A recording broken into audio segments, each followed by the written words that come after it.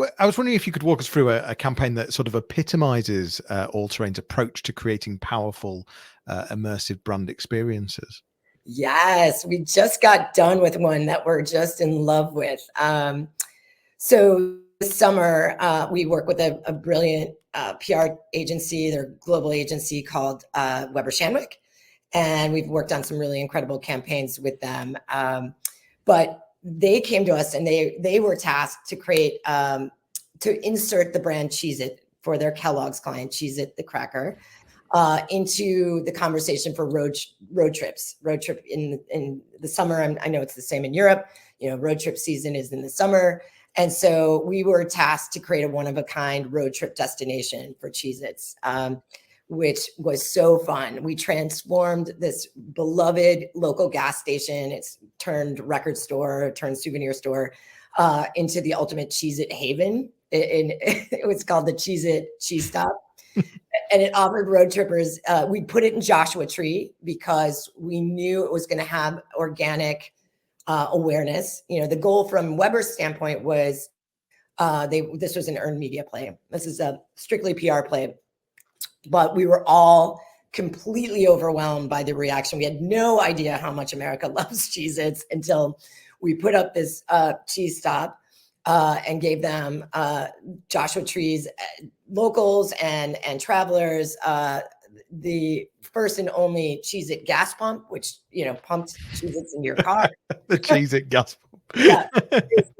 The entire store inside and out was immersed in the world of Cheez-It. It captivated thousands of snack lovers daily throughout the week. It was really something that shocked us, though, in the fact that we did all the right things. Weber's brilliant. And we had an influencer event. We opened the store for 7 days. And the thing that blew our mind, Johnny, was that we were going to be excited. You could buy Cheez-It.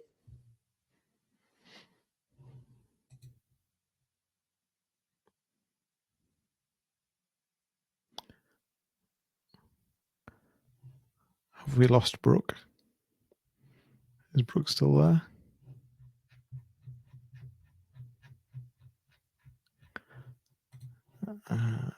Garnered massive online exposure. There was over 1,000 media placements.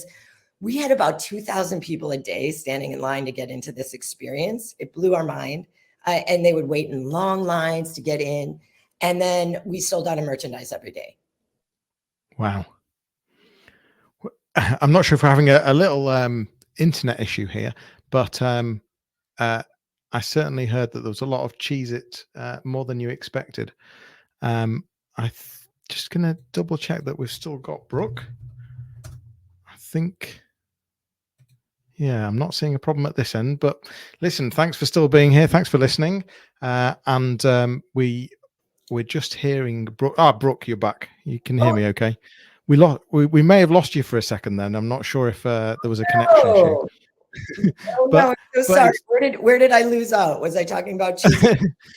Well, I think you were talking about Cheez-It, and I'd laughed about the gas attendant part. Yes. And then, but I think we did miss a minute. So just see if you can rewind and just. I don't know if it's it's not your fault. It's the internet.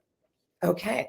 Well, I was just remarking that the question was, that epitomizes our approach to creating immersive experiences, the attention to detail, the promotion, but of the pre-promotion of this event. But I was saying that we were looking at this as an earned media play, just purely PR. And what we wound up from the viralness of it and how well done the project was from a scenic point of view, we wound up with about 2,000 people a day waiting in Disney-style lines to get into the cheese stop. And we sold out of merchandise every day. Wow. I'm telling you about our Cheez-It slides and our Cheez-It shot glass, anything you would find in a roadside stop, we made with a Cheez-It theme, postcards, and obviously we sold Cheez-Its. But it was an incredible testimony to the power of that brand, but also the viralness of the experience and how appreciative everybody was of this kind of one-of-a-kind moment that we had created. And, I was saying that it hit over 1 billion impressions. We had over thousands of media placements.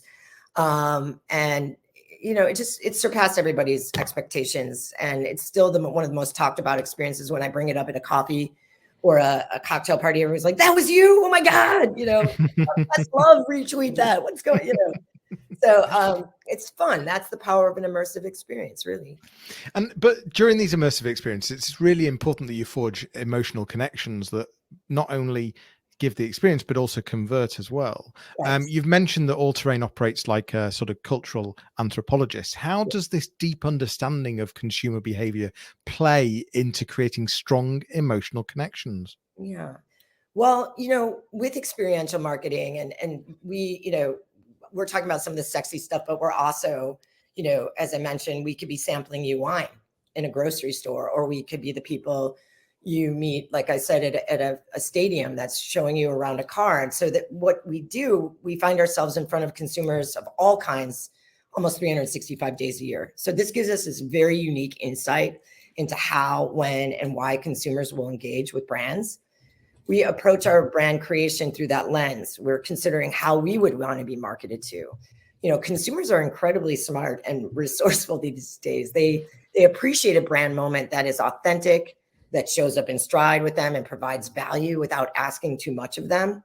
And we found this to be the best way to build long-lasting relationships. It also results in the consumer pursuing the brand rather than the brand chasing the consumer.